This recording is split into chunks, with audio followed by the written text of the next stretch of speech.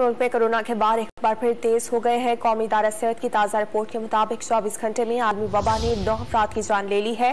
बुध को 23,125 मुश्तबा मरीजों के टेस्ट किए गए। 872 अफराद में वायरस की तस्दीक हुई। अपडेट करें आपको, मुल्क में कोरोना के बार एक बार फिर तेज हुए हैं और कौमी इदारा सेहत की ताज़ा रिपोर्ट के मुताबिक 24 घंटे में आलमी वबा ने 9 अफराद की जान ले ली है। बुध को 23,125 मुश्तबा मरीजों के टेस्ट किए गए हैं और 872 अफराद में वायरस की तस्दीक हुई। मुस्बत केसेस की शरह 3.77 रही।